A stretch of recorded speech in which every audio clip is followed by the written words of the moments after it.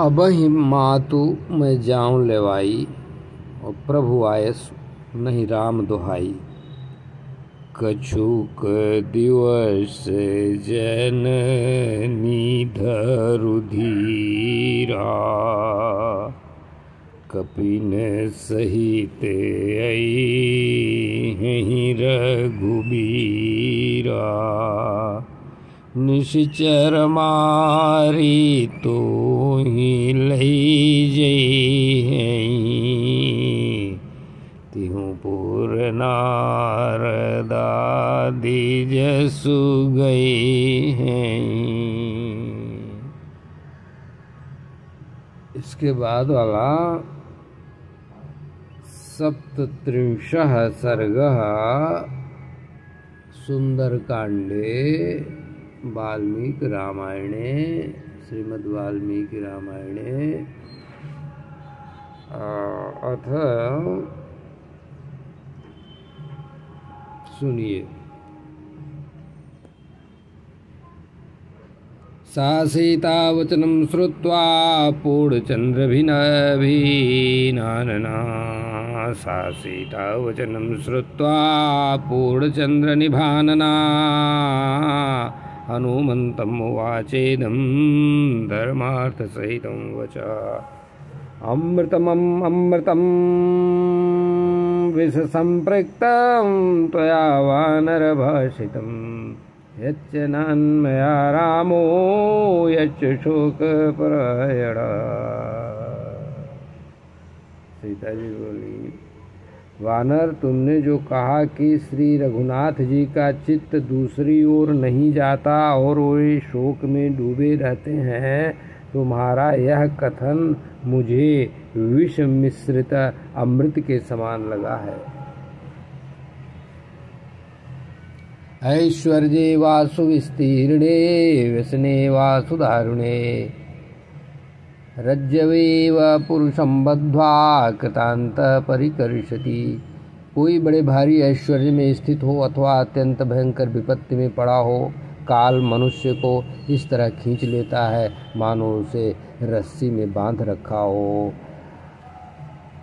विनिर्धूनं संहार्य प्राण्यां प्लवगौतम। सौमित्रं मां च रामं च व्यसनैः पश्य मोहिताम्। हे वानर शिरोमणे, देव के विधान को रोकना प्राणियों के वश की बात नहीं है। उदाहरण के लिए सुमित्रा कुमार लक्ष्मण को, मुझको और श्री राम को भी देखो। हम लोग किस तरह वियोग दुख से मोहित हो रहे हैं। शोकस्यास्य कथं पारं राघो अतिगमिष्यति। प्लवमानः परिक्रांतो हतनहुः सागरे यथा। समुद्र में नौका के नष्ट हो जाने पर अपने हाथों से तैरने वाले पराक्रमी पुरुष की भांति रघुनाथ जी कैसे इस शोक सागर से पार होंगे। राक्षसानां वधं कृत्वा सूदयित्वा च रावणं। लंकाम् उन्मथितां कृत्वा कदा द्रक्ष्यति मां पति। सा वाच संत्वरस्वैति यावदेव न पूर्यते। अयं संवत्सरः कालस्तावद्धि मम जीवितम्।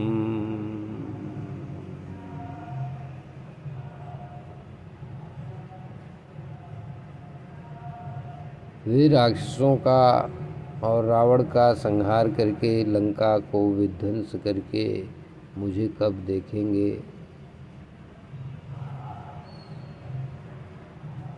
तुम उनसे जाकर कहना कि वे शीघ्रता करें। यह वर्ष जब तक पूरा नहीं हो जाता तभी तक मेरा जीवन शेष है। मतलब 10 महीना हो चुका है ऑलरेडी। 2 महीना और उसने, रावण ने भी धमकी दे के गया था, तो वही कह रही 2 महीना शेष है। वर्तते 10मो मासो द्वौ तु शेषे प्लवंगमा। रावणेन नृशंसेन समयो यः कृतो मम। विभीषणेन च भ्राता मम निर्यातनं प्रति अनुनीतं प्रयत्नेन न च तत्कुरुते मतिं मम प्रति प्रदानं हि रावणस्य न रोचते रावणं मार्गते संख्ये मृत्यु कालवशं गतम्। मेरा लौटाया जाना रावण को अच्छा नहीं लगता, क्योंकि वह काल के अधीन हो रहा है और युद्ध में मौत उसे ढूंढ रही है। ज्येष्ठा कन्या कला नामा विभीषण सुता कपे तया ममैतदाख्यातं मात्रा प्रहितया स्वयं। हे कपि, विभीषण की ज्येष्ठ पुत्री का नाम कला है। कला उसकी माता ने स्वयं मेरे पास भेजा था, उसी ने ये सारी बातें मुझसे कही हैं। और अविंध्य नाम का एक श्रेष्ठ राक्षस है जो बड़ा ही बुद्धिमान है, विद्वान, धीर, सुशील, वृद्ध तथा रावण का सम्मान पात्र है। उसने रावण को यह बताकर कि श्री राम के हाथ से राक्षसों के विनाश का अवसर आ पहुँचा है, वह मुझे अर्थात मुझ जानकी को श्री राम के लिए लौटा दे, ऐसा कहा था। उसने रावण को समझाया था, लेकिन दुष्टात्मा ने, रावण ने उसके हितकारी वचन को नहीं सुना। हे कपिश्रेष्ठ, मुझे तो आशा हो रही है कि मेरे पतिदेव मुझसे शीघ्र ही आ मिलेंगे आकर, क्योंकि मेरी अंतरात्मा शुद्ध है और श्री रघुनाथ जी में बहुत से गुण हैं। वानर, श्री रामचंद्र जी में उत्साह, पुरुषार्थ, बल, दयालुता, कृतज्ञता, पराक्रम और प्रभाव आदि सभी गुण विद्यमान है। जिन्होंने जनस्थान में अपने भाई की सहायता लिए बिना ही 14,000 राक्षसों का संहार कर डाला, उनसे कौन शत्रु भयभीत नहीं होगा। श्री रामचंद्र जी पुरुषों में श्रेष्ठ हैं। वे संकटों से तोले या विचलित किए जाएं, यह सर्वथा असंभव है। जैसे पुलोम कन्या शची इंद्र के प्रभाव को जानती हैं, उसी तरह मैं जानकी हूँ। मैं श्री रघुनाथ जी की शक्ति सामर्थ्य को अच्छी तरह से जानती हूँ। कपिवर, शूरवीर भगवान श्री राम सूर्य के समान हैं। उनकी बाण समूह ही उनकी किरणें हैं। सूर्य की किरणें जैसे होती हैं, वैसे बाण वो छोड़ते हैं, वो किरण लगती है, किरणें हैं। वे उनसे शत्रुभूत राक्षस रूपी जल को शीघ्र ही सोख लेंगे। इतना कहते कहते सीता के मुख पर आंसुओं की धारा बह चली। वे श्री रामचंद्र जी के लिए शोक से पीड़ित हो रही थीं। उस समय कपिवर हनुमान जी ने उनसे कहा, देवी आप धैर्य धारण करें। मेरा वचन सुनते ही रघुनाथ जी वानर और भालुओं की विशाल सेना लेकर शीघ्र यहाँ के लिए प्रस्थान करेंगे, अथवा मैं अभी का अभी आपको इस राक्षस जनित दुख से छुटकारा दिलाने के लिए समर्थ हूँ। अभी का अभी। हे सती साध्वी देवी, आप मेरी पीठ पर बैठ जाइए। आपको पीठ पर बैठाकर मैं समुद्र को लांघ जाऊंगा। मुझ में रावण सहित सारी लंका को भी ढोकर ले जाने की शक्ति है। हे मिथिलेश कुमारी, रघुनाथ जी प्रस्रवण गिरि पर रहते हैं। मैं आज ही आपको उनके पास पहुंचा दूंगा। ठीक उसी तरह जैसे अग्निदेव हवन किए गए हविष्य को इंद्र की सेवा में ले जाते हैं। विदेह नंदिनी, दैत्यों के वध के लिए उत्साह रखने वाले भगवान विष्णु की भांति राक्षसों के संहार के लिए सचेष्ट हुए श्री राम और लक्ष्मण, आप लक्ष्मण जी का आप आज ही दर्शन करेंगी। मैं इतना समर्थ हूँ। आपके दर्शन का उत्साह मन में लिए महाबली श्री राम पर्वत शिखर पर अपने आश्रम में उसी प्रकार बैठे हैं जैसे देवराज इंद्र गजराज ऐरावत की पीठ पर विराजमान होते हैं। देवी, आप मेरी पीठ पर बैठिए। हे शोभने, मेरे कथन की उपेक्षा न कीजिए। चंद्रमा से मिलने वाली रोहिणी की भांति आप श्री रामचंद्र जी के साथ मिलने का निश्चय कीजिए। मुझे भगवान श्री राम से मिलना है। इतना कहते ही आप चंद्रमा से रोहिणी की भांति श्री रघुनाथ जी से मिल जाएंगी। आप मेरी पीठ पर आरूढ़ होइए और आकाश मार्ग से ही महासागर को पार कीजिए। कल्याणी, मैं आपको लेकर जब यहाँ से चलूँगा उस समय समूचे लंका निवासी मिलकर भी मेरा पीछा नहीं कर सकते। हे विदेह नंदिनी, जिस प्रकार मैं यहाँ आया हूँ उसी तरह आपको लेकर आकाश मार्ग से चला जाऊँगा, इसमें संदेह नहीं है। आप मेरा पराक्रम देखिए। वानर श्रेष्ठ हनुमान के मुख से यह अद्भुत वचन सुनकर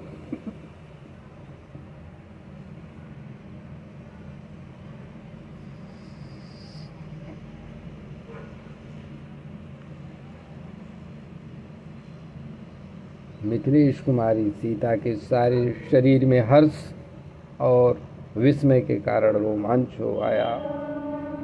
उन्होंने हनुमान जी से कहा, वानर जूथपति हनुमान, तुम इतने दूर के मार्ग पर मुझे कैसे ले चलना चाहते हो? तुम्हारे इस दुस्साहस को मैं वानरोचित चपलता ही समझती हूँ।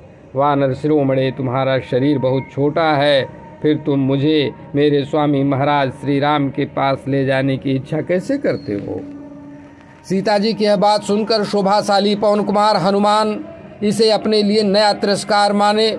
वे सोचने लगे, कजरारे नेत्रों वाली विदेह कुमारी सीता मेरे बल और प्रभाव को नहीं जानती, इसलिए आज मेरे उस रूप को जिसे मैं इच्छा अनुसार धारण कर लेता हूँ ये देख लें। ऐसा विचार करके शत्रुमर्दन वानर शिरोमणि हनुमान ने उस समय सीता को अपना रूप दिखाया, अपना स्वरूप दिखाया। वे बुद्धिमान कपिवर उस वृक्ष से नीचे कूद पड़े और सीता जी को विश्वास दिलाने के लिए आगे बढ़ने लगे। बात ही बात में उनका शरीर मेरु पर्वत के समान ऊंचा हो गया। वे प्रज्वलित अग्नि के समान तेजस्वी प्रतीत होने लगे। इस तरह विशाल रूप धारण करके वे वानर श्रेष्ठ हनुमान सीता जी के सामने खड़े हो गए। तत्पश्चात पर्वत के समान विशालकाय, ताम के समान लाल मुख और वज्र के समान दाढ़ और नख वाले भयानक महाबली बानर वीर हनुमान विदेह नंदिनी से इस प्रकार बोले, देवी, मुझ में पर्वत, वन, अट्टालिका, चहार दीवारी और नगर द्वार सहित इस लंकापुरी को रावण के साथ ही उठा ले जाने की शक्ति है। अतः आप मेरे साथ चलने का निश्चय कर लीजिए। आपकी आशंका व्यर्थ है देवी विदेह नंदिनी। आप मेरे साथ चलकर लक्ष्मण सहित श्री रघुनाथ जी का शोक दूर करिए।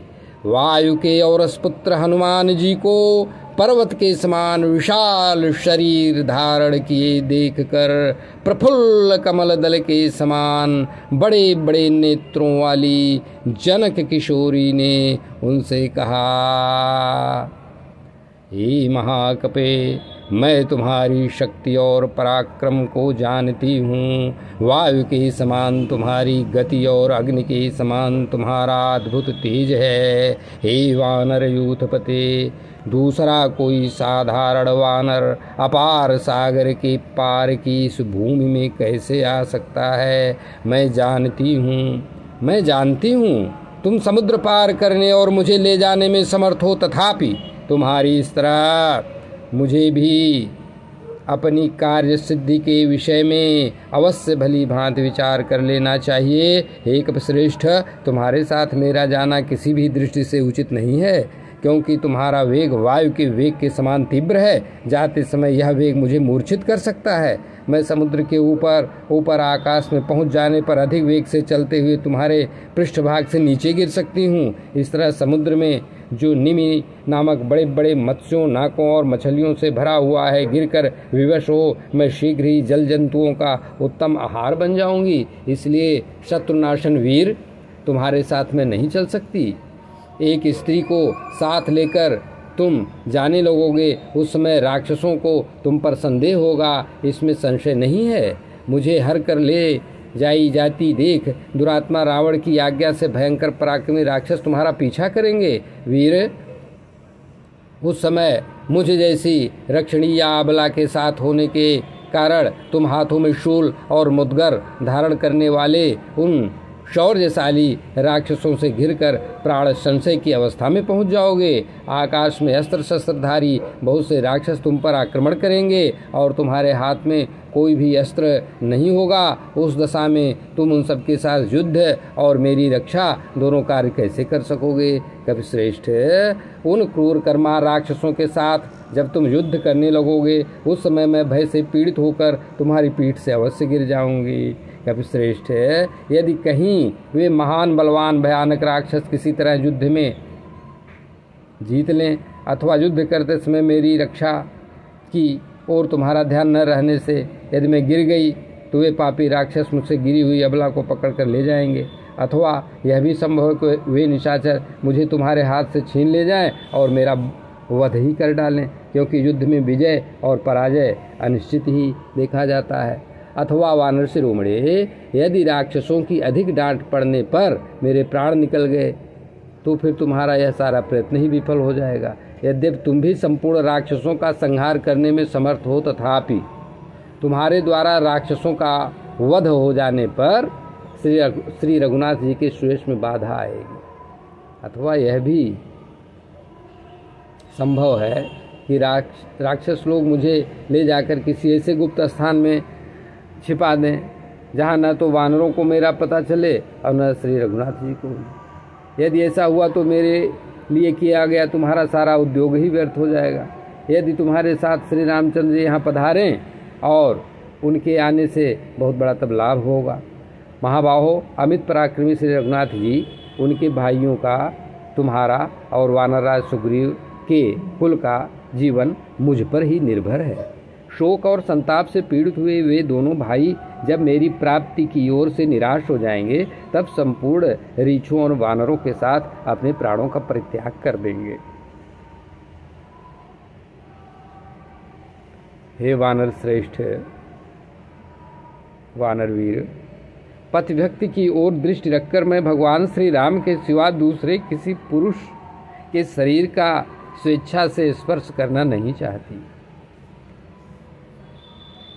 रावण के शरीर से जो मेरा स्पर्श हो गया, वह तो उसके बलात् हुआ, बलपूर्वक हुआ। उस समय मैं असमर्थ, अनाथ और बेबस थी, क्या करती? यदि रघुनाथ जी यहाँ राक्षसों सहित दशमुख रावण का वध करके मुझे यहाँ से ले चलें, तो वह उनके योग्य कार्य होगा। मैं युद्ध में शत्रुओं का मर्दन करने वाले महात्मा श्री राम के पराक्रम अनेक बार देखे हैं मैंने और सुने हैं। देवता, गंधर्व, नाग और राक्षस सब मिलकर भी संग्राम में उनकी समानता नहीं कर सकते। युद्ध स्थल में विचित्र धनुष धारण करने वाले इंद्रतुल्य महापराक्रमी महाबली श्री रघुनाथ जी लक्ष्मण के साथ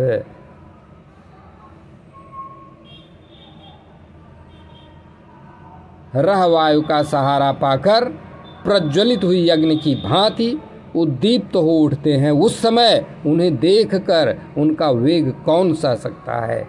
हे वानर शिरोमणि हनुमान, समरांगण में अपने बाण रूपी तेज से प्रलयकालीन सूर्य के समान प्रकाशित होने वाले और मतवाले दिग्गज की भांति खड़े हुए रणमर्दन श्री राम और लक्ष्मण का सामना कौन कर सकता है? कोई नहीं कर सकता है। इसलिए हे कपिश्रेष्ठ वानरवीर हनुमान, तुम प्रयत्न करके यूथपति सुग्रीव और लक्ष्मण सहित मेरे प्रियतम श्री रामचंद्र जी को शीघ्र यहाँ बुला ले आओ। मैं श्री राम के लिए चिरकाल से शोकाकुल हो रही हूँ। तुम उनके शुभागमन से मुझे हर्ष प्रदान करो।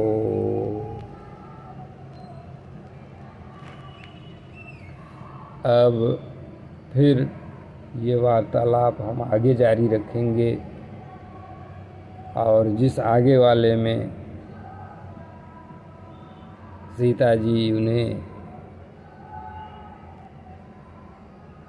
अपने बालों से उतार कर चूड़ामणि देंगी, श्री रामचंद्र जी को पहचान चिन्ह देने के लिए, और बहुत ही